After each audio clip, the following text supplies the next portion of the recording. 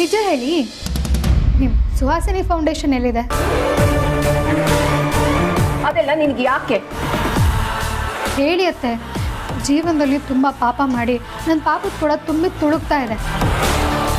ನಿಮ್ಮ ಫೌಂಡೇಶನಲ್ಲಿ ಕೈಲಾಗದಿರೋ ವೃದ್ಧರು, ಚಿಕ್ಕ ಚಿಕ್ಕ ಮಕ್ಕಳಿದಾರಲ್ಲ, ಅವ್ರ ಸೇವೆನಾದರೂ ಮಾಡಿ ನನ್ನ ಪಾಪದ ಕೊಡೋಣ ಖಾಲಿ ಮಾಡ್ಕೊಳ್ಳೋಣ ಅಂತ. ಎಲ್ಲಿದೆ ಹೇಳಿ ಅತ್ತೆ?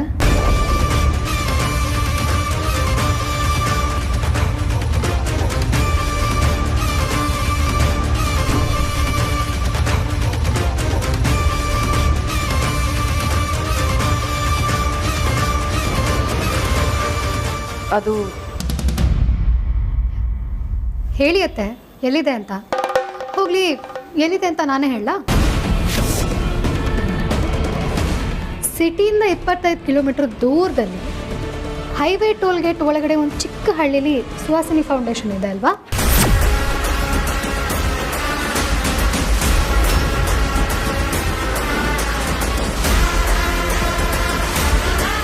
ನಿನಗೆ ಹೇಗೆ ಗೊತ್ತಾಯ್ತು? ಅಯ್ಯೋ, ನಾನು ಅಲ್ಲಿಗೆ ಹೋಗಿದ್ದೆ ಅತ್ತೆ. ತುಂಬ ಚೆನ್ನಾಗಿದೆ ನಿಮ್ಮ ಫೌಂಡೇಶನು. ಅಲ್ಲಿ ಒಳ್ಳೊಳ್ಳೆ ಸೇವೆ ಎಲ್ಲ ಮಾಡ್ತಿದ್ದೀರಲ್ಲ.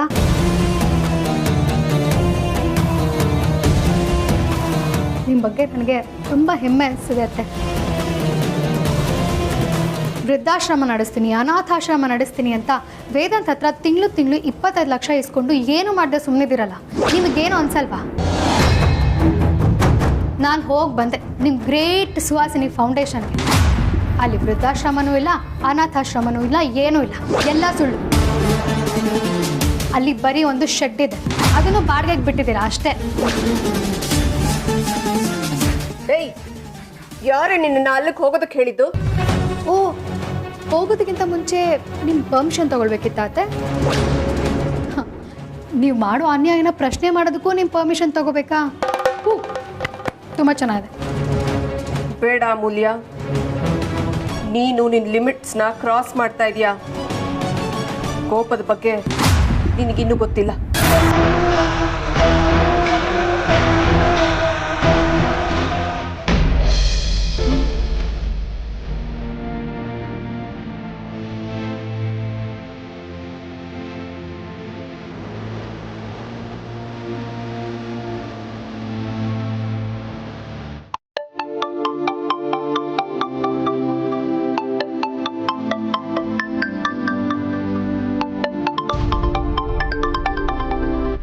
ಫೋನ್ ಮಾಡ್ತಾ ಇದ್ದಾಳೆ. ಬರೀನೇ ಹೇಳಿ ಮಾಡ್ತಿರ್ತಾಳೆ. ಅಡ್ವಾನ್ಸ್ ಸಿಕ್ತಾ ಅಂತ ಕೇಳ್ತಾಳೆ. ಕೆಲಸ ಹೋಯ್ತು ಅಂತ ಯಾವ ಮುಖ ಇಟ್ಕೊಂಡು ಹೇಳಿ? ಅಯ್ಯೋ ದೇವ್ರೆ, ಯಾಕಪ್ಪ ಇಂಥ ಪರೀಕ್ಷೆ ಕೊಟ್ಟೆ ನೀನು ನನಗೆ? ಅಮ್ಮ, ಅಪ್ಪ ಕಾಲ್ ತೆಗಿತಾ ಇಲ್ಲ. ಅದಕ್ಕೇನಂತೆ? ಇನ್ನೊಂದ್ಸರ್ತಿ ಕಾಲ್ ಮಾಡಿದ್ರೆ ಏನು ನಿನ್ಗೇನು ವೇಸ್ಟ್ ಆಗುತ್ತಾ? ಮಾಡೆ. ನಮ್ಮ ಪರಿಗೆ ಇವೆಲ್ಲ ಚೆನ್ನಾಗಿ ಗೊತ್ತಾಗುತ್ತೆ. ಏನೇ ಪರಿ ಅಂತ ಹೊಸದಾಗಿ ತಿರ್ಗಾ ಮಾಡು.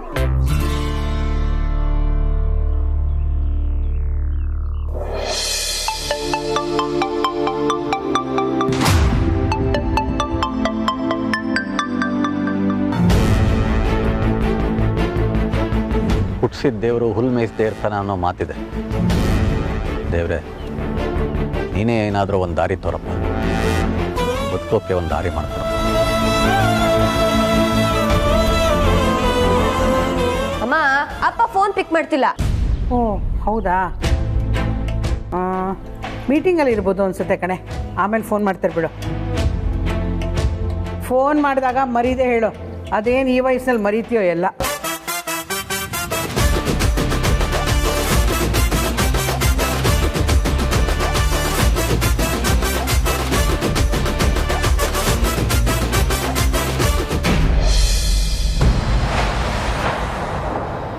ನಿಮ್ಮ ಕೋಪ ತಾಪನೆಲ್ಲ ನಿಮ್ಮ ಹತ್ರನೇ ಇಟ್ಕೊಳ್ಳುತ್ತೆ.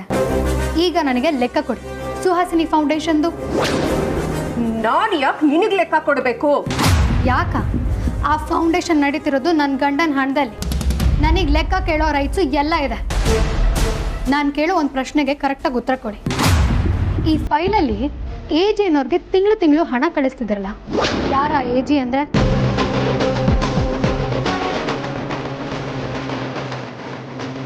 ಯಾಕೆ ಅಷ್ಟೊಂದು ಹಣನ ಕೊಟ್ಟಿದ್ದೀರಾ?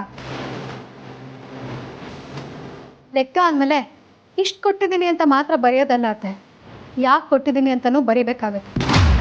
ಆದರೆ ಆ ಫೈಲಲ್ಲಿ ನೋಡಿದ್ರೆ ಯಾವ ಕಾರಣಕ್ಕೆ ಕೊಟ್ಟಿದ್ದೀರಾ ಅಂತ ಎಲ್ಲೂ ಬರ್ದೇ ಇಲ್ಲ. ಯಾರ ಏಜಿ?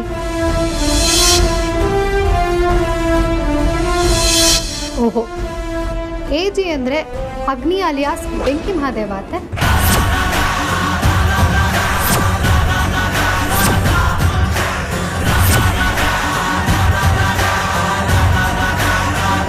ಅತ್ತೆ, ನಿಮಗೂ ಅಗ್ನಿಗೂ ಏನು ಸಂಬಂಧ?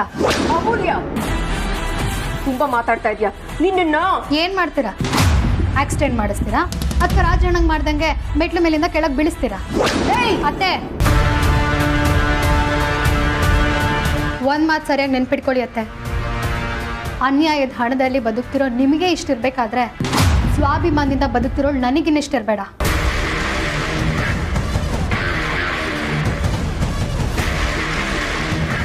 ಇನ್ನು ಸ್ವಲ್ಪ ದಿನ ಅಷ್ಟೇ ಗ್ರೇಟ್ ಮದರ್ ಇಲ್ಲ, ನೀವೇ ನಿಜವಾಗ್ಲೂ ಅಗ್ನಿಗೆ ದುಡ್ಡು ಕೊಟ್ಟಿದ್ದೀರಾ ಅಂತ ಆಗಿದೆ ಮಾರಿ ಹಬ್ಬ.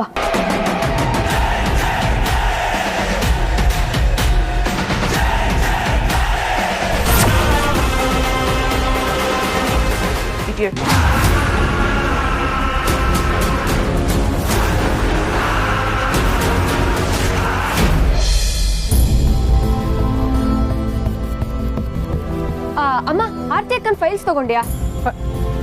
ತಗೊಂಡಿದ್ಯಮ್ಮ? ಹಾಂ ತಗೊಂಡಿದ್ದೀನಿ.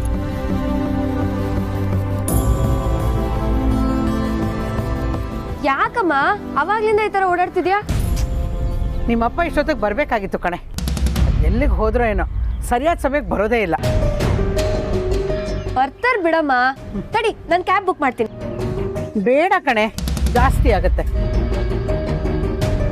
ಆ ಜಯಮ್ಮನ್ ಮಗ ಹೊಸ ಆಟೋ ತಗೊಂಡಿದ್ದಾನೆ, ಅವ್ರ ಮನೆ ಹತ್ರ ಹೋದ್ರೆ ಅವನಿಗೆ ಕರ್ಕೊಂಡು ಹೋಗ್ತಾನೆ.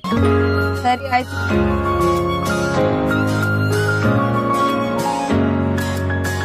ಆರ್ತಿ, ನಿನ್ ಗಂಡನ ಮನೇಲಾಗಿದ್ರೆ ದೊಡ್ಡ ಹಾಸ್ಪಿಟ್ಲಿಗೆ ಕರ್ಕೊಂಡು ಹೋಗಿರೋರು. ಆದ್ರೆ ಅಮ್ಮ, ಆದ್ರೇನೂ ಇಲ್ಲ ಗೀದ್ರೇನೂ ಇಲ್ಲ. ಚಿಕ್ಕಂದಿನಿಂದ ನಾವು ಹೋಗ್ತಾ ಇದ್ದಿದ್ದು ಶ್ರೀನಿವಾಸ್ ಡಾಕ್ಟರ್ ಹತ್ರ ಅಲ್ವಾ? ಅವ್ರು ಕೊಡೋ ಮೆಡಿಸಿನ್ಸ್ಗೆ ಜ್ವರ ಹಾಗೆ ಕಮ್ಮಿ ಆಗ್ಬಿಡೋದು. ಅದಕ್ಕೆ ಏನು ಬೇಡ, ಅವ್ರ ಹತ್ರನೇ ಹೋಗೋಣ.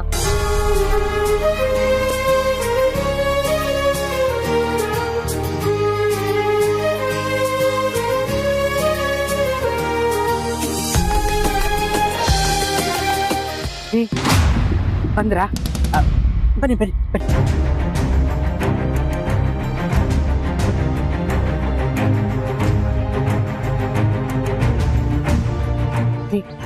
ಆರ್ತಿನ ಹಾಸ್ಪಿಟಲ್ ಕರ್ಕೊಂಡು ಹೋಗ್ಬೇಕು ಅಂತ ಹೇಳಿದ್ದೆ, ನಿಮ್ಮ ಮ್ಯಾನೇಜರ್ ಅಡ್ವಾನ್ಸ್ ಕೊಟ್ರ? ಇಲ್ಲ ಪರಿ, ಸದ್ಯಕ್ಕೆ ಅಡ್ವಾನ್ಸ್ ಕೊಡೋಕ್ಕಾಗಲ್ಲ. ಹೋಗ್ಲಿ ಬಿಡ್ರಿ, ಮುಂದಿನ ವಾರ ಹೇಗಿದ್ರು ನಿಮ್ಗೆ ಸಂಬಳನೇ ಸಿಕ್ಬಿಡುತ್ತಲ್ಲ. ಆದರೂ ಈಗ ಅವಳನ್ನ ಡಾಕ್ಟರ್ ಹತ್ರ ಕರ್ಕೊಂಡು ಹೋಗ್ಲೇಬೇಕು. ಸ್ವಲ್ಪ ದುಡ್ಡಿದ್ರೆ ಕೊಡಿ.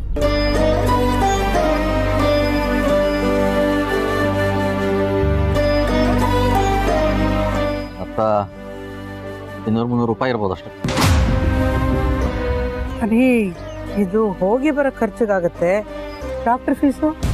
ಶ್ರೀನಿವಾಸ್ ಡಾಕ್ಟರ್ ಹತ್ರ ತಾನೇ ನೀನು ಹೋಗ್ತಾ ಇರೋದು? ಹೌದು. ನಾನು ಬಂದು ಕೊಡ್ತೀನಿ ಅಂತ ಹೇಳಿ. ಸಂಬಳ ಬಂದ ತಕ್ಷಣ ಕೊಟ್ಬಿಡಿ. ನನ್ನ ಕೆಲಸನೇ ಹೋದ್ಮೇಲೆ ಎಲ್ಲಿ ಪರಿ ಸಂಬಳ? ಇದನ್ನು ನಿನಗೆ ಹೇಗೆ ಹೇಳೋದು?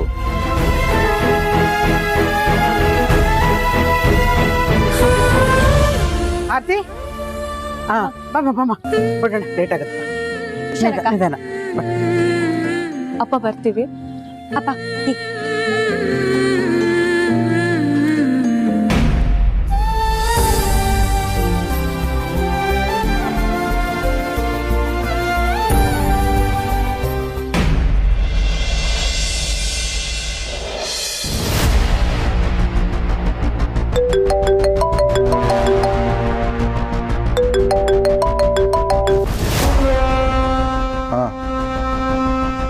ಈಗ ಮಾತಾಡೋಕ್ಕಾಗಲ್ಲ, ನನ್ನ ತಲೆ ನೋವ್ತಿದೆ, ಫೋನ್ ಇಡು.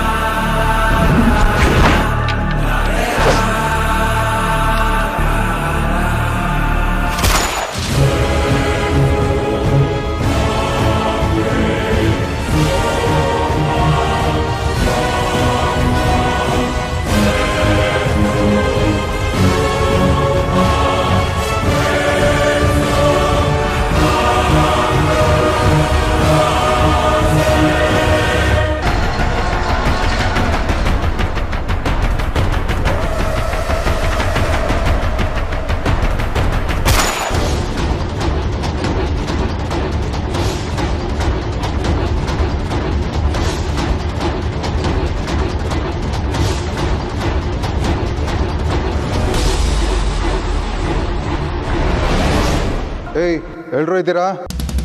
ನೀರು ಕುಡ್ರು. ಏಯ್, ನಿನ್ನನ್ನು ಕರೀತಾ ಇರೋದು, ಬನ್ರೋ. ಏಯ್, ಎಲ್ಲಿದ್ದೀರೋ? ನಿಮ್ಮನ್ನ ಕರೀತಾ ಇರೋದು.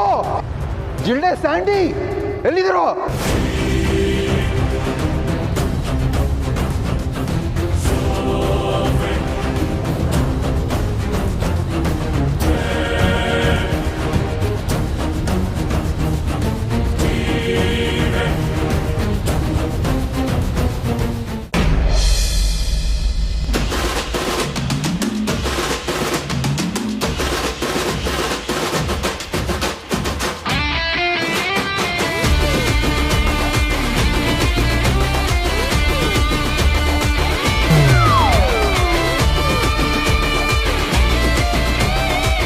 ಗಂಭೀರವಾಗಿರು.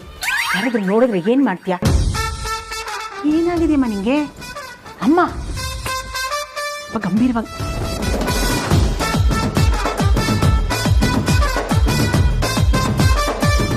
ಸ್ವಲ್ಪ ಗಂಭೀರವಾಗಿರು. ಅಲ್ಲಿ ಸುಹಾಸಿನಿ ನೋಡಿದ್ರೆ ಗ್ರಾಚಾರ ಬಿಡಿಸ್ತಾರೆ. ಸುಹಾಸಿನಿ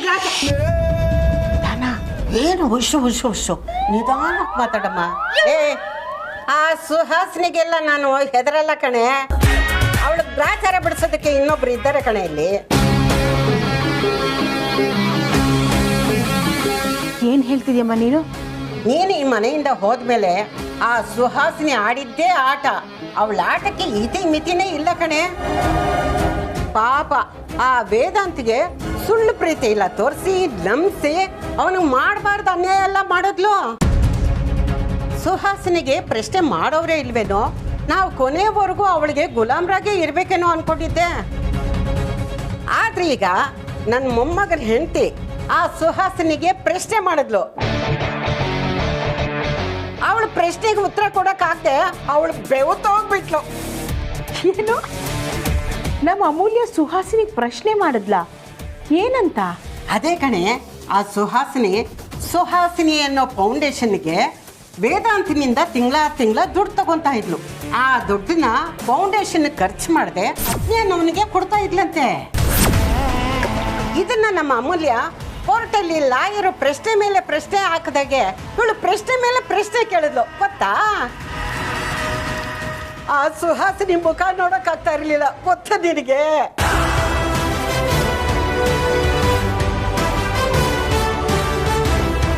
ನಾನು ಹೇಳಿದ್ದೆ ಅಲ್ವಮ್ಮ ನಿಂಗೆ, ಸದ್ಯದಲ್ಲೇ ವಶಿಷ್ಠ ಮನೆಗೆ ಹಿಡಿದಿರೋ ಗ್ರಹಣ ಬಿಡುತ್ತೆ ಅಂತ. ನೀ ಏನೇ ಹೇಳು ವೈದೇಹಿ, ಅಮೂಲ್ಯನ ಈ ಮನೆ ಸೊಸೆಯಾಗಿ ಮಾಡ್ಕೊಂಡಿದ್ದು ತುಂಬಾ ಒಳ್ಳೇದಾಯಿತು. ಹೌದಮ್ಮ, ಇನ್ಮೇಲೆ ನಾವು ಯಾವುದಕ್ಕೂ ಹೆದರೋದು ಬೇಡ. ನಮ್ಗೆ ಇನ್ಮೇಲೆ ಒಳ್ಳೇದಾಗುತ್ತೆ. ಹೌದು ಕಡೆ.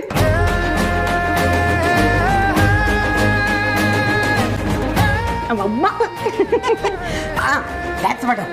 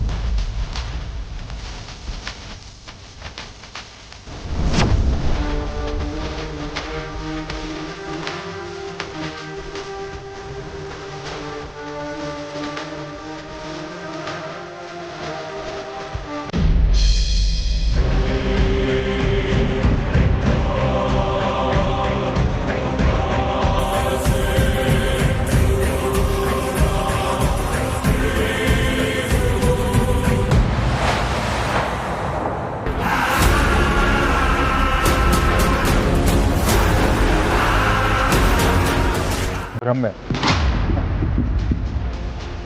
ಅಗ್ನಿ ಅಗ್ನಿ ಅಗ್ನಿ ಅಗ್ನಿ ಅಗ್ನಿ ಅಗ್ನಿ.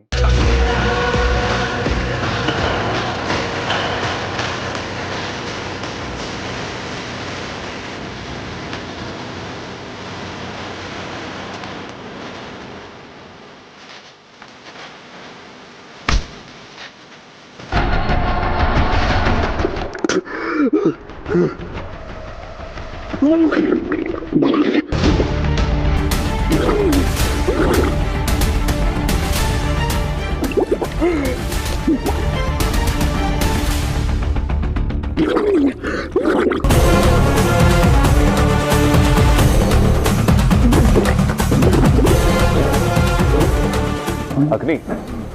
ಕೃಷ್ಣ ಭಗವದ್ಗೀತೆಯಲ್ಲಿ ಹೇಳಿದ್ದಾನೆ, ಯಾವಾಗ ಪ್ರಪಂಚದಲ್ಲಿ ಅಧರ್ಮ ಹೆಚ್ಚಾಗುತ್ತೆ ಅದನ್ನು ಅಳಿಸೋದಕ್ಕೆ ಕೃಷ್ಣ ಬರ್ತಾನೆ ಅಂತ. ಈಗ ಕೃಷ್ಣನ್ ಭಕ್ತ ಅದ ನಾನು, ನೀನು ನನಗೆ ನನ್ನ ತಮ್ಮನಿಗೆ ನನ್ನ ಮನೆತನಕ್ಕೆ ಮಾಡಿರೋ ಅನ್ಯಾಯನ ಅಳಿಸಾಕೋದಕ್ಕೆ ಬಂದಿದ್ದೀನಿ. ಅಡ್ಬಾಸ್.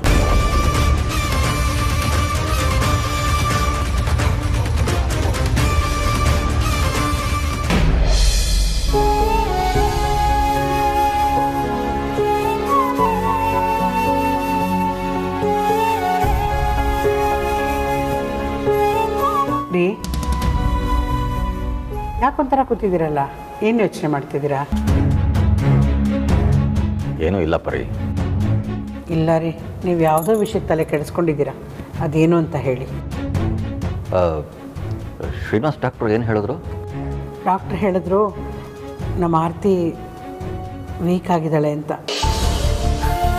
ಒಳ್ಳೆ ಊಟ ತಿಂಡಿ ಕೊಡಿ ಅಂತ ಹೇಳಿದ್ದಾರೆ.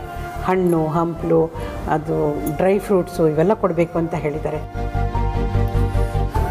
ರೀ, ನಾನು ನಮ್ಮ ಮಂಜು ಕೈಲಿ ಒಂದು ಪಟ್ಟಿ ಮಾಡಿ ಹೇಳಿದ್ನಲ್ಲ, ಅದೆಲ್ಲ ತಂದ್ರಾ? ಎಲ್ಲಿಂದ ಅಂತ ತರಲಿ? ಕೈಯಲ್ಲಿ ನಯಾ ಪೈಸೆ ಕಾಸಿಲ್ಲ, ಕೆಲಸನೂ ಇಲ್ಲ. ರೀ, ನಿಮ್ಮನ್ನೇ ಕೇಳ್ತಿರೋದು, ತಂದ್ರಾ ಅಂತ ಕೇಳಿದೆ. ಹಾಂ, ಇಲ್ಲ ಪರಿ, ಮರ್ತೋಯ್ತು, ತರ್ತೀನಿ. ಸರಿ ಹೋಯ್ತು ರೀ, ಹೋಗ್ಲಿ ಬಿಡಿ. ಇದು ನೋಡಿ,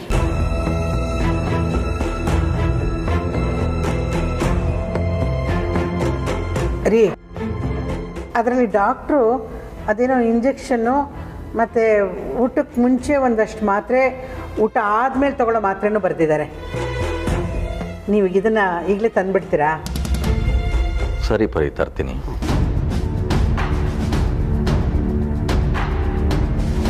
ದೇವ್ರೆ, ಕೈಯಲ್ಲಿ ಒಂದು ದಮ್ಮಡಿ ಕಾಸು ಇಲ್ಲ, ನೀನಾದರೂ ಏನಾದರೂ ಒಂದು ದಾರಿ ತೋರಿಸು. ರೀ, ಏನು ಯೋಚನೆ ಮಾಡ್ತಿದ್ದೀರಾ? ಹಾಂ, ತರ್ತೀನಿ.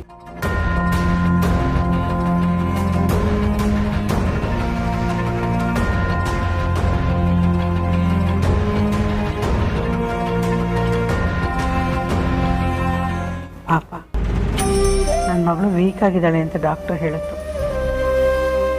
ನಾನು ಕೊಡೋದನ್ನೆಲ್ಲ ಕೊಡ್ತಾ ಇದ್ದೀನಿ. ಏನಪ್ಪ ಮಾಡಿ ಕುಟುಂಬ ನಿನಗೇನೋ ಮಾಡಿದ್ದು, ಎಲ್ಲರೂ ನಗ್ನಗ್ತಾ ಖುಷಿಯಾಗಿದ್ವಿ. ನನ್ನ ಕುಟುಂಬಕ್ಕೆ ಇಷ್ಟೊಂದು ತೊಂದರೆ ಯಾಕೋ ಕೊಟ್ಟೆ? ಪಾಪ ವಿಕ್ರಾಂತ್, ನೀವು ಭಾಳ ಬದುಕಬೇಕಾಗಿದ್ದಿದ್ದು ಹುಡುಗ. ಅವ್ನ ಮಗು ನೋಡೋ ಅವಕಾಶ ಅವನು ಕೊಡ್ಲಿಲ್ವಲ್ಲ. ಸಲ ಕಣ್ಣವ್ರ ಮನೆ ಸಪಸಕ್ಕೆ ಹೋಗೋಕ್ಕೂ ಮುಂಚೆ ಈ ಅಕ್ವೇರಿಯಮಲ್ಲಿ ಕುಡಿದ ನೀರು ನೆನಪಾಗಬೇಕು ಮಗನೇ.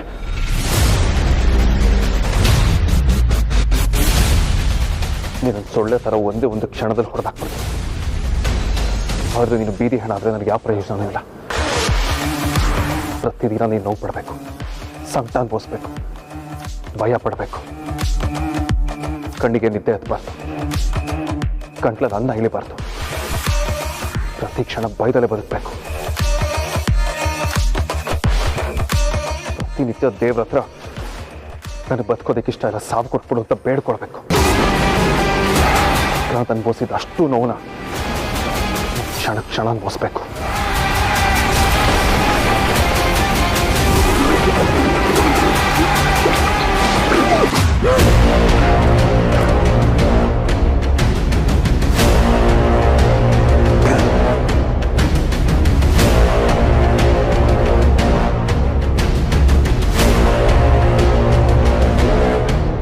ವೇದಾಂತ್,